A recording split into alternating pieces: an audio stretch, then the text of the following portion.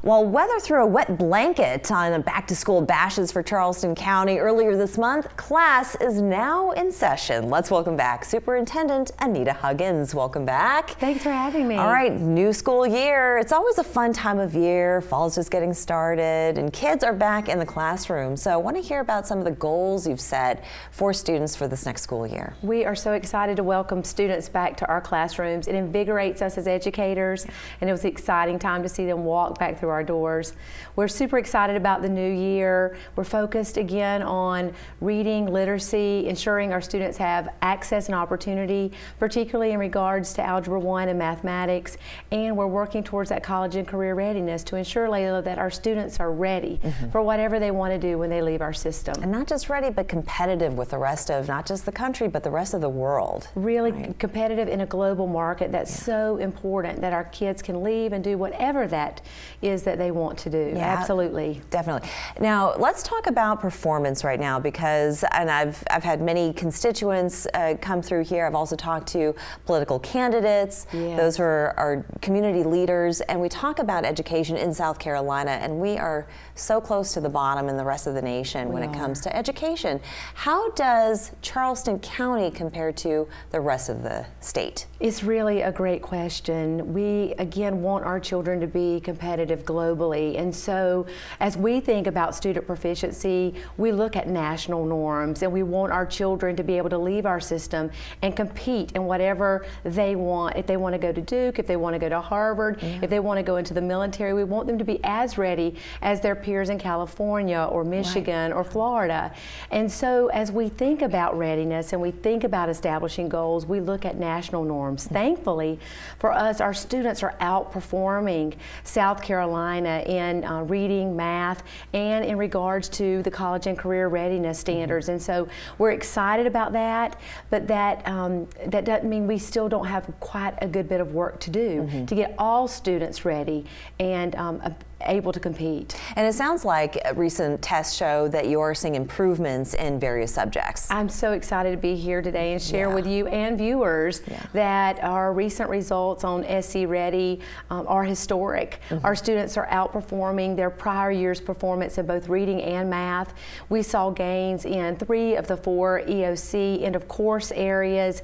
So we're super excited as we think about the new year, but again, lots of opportunity for growth, lots of opportunity to work with children and make sure that we provide rigorous opportunities for their learning. That's great to hear, and I'm sure the parents appreciate that as well. You've also seen all teacher positions filled. How much of that has to do with the $8,000 raise they received? Oh gosh, it's a great time to be in Charleston if you're an educator. Thanks to our Board of Trustees, we were able to increase teacher salaries $8,000 this year. So teachers have seen a double-digit raise over the last 2 years, which is incredible.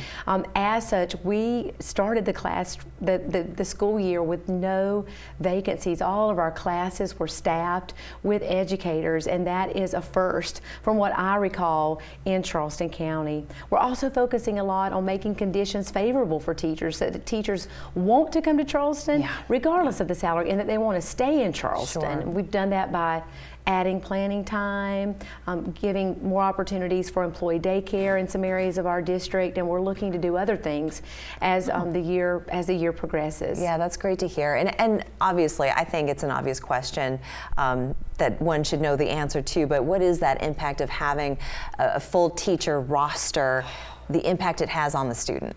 The most significant impact for children outside of their homes is a highly effective classroom teacher. And so when we have to open classrooms with a long-term sub, albeit an opportunity for people to come in and volunteer to support children, wonderful. Nothing takes the place of a quality teacher who's been trained to educate students. It really is a game changer, and we are thrilled that this year's start was so optimistic for us. Sure. And with just about a minute left, I'm curious, you know, when you're seeking teachers, what are some of the qualifications, some of the characteristics that you look for in teachers? You know, they might be seeing this and think, you know what, come the next school year I might want to apply.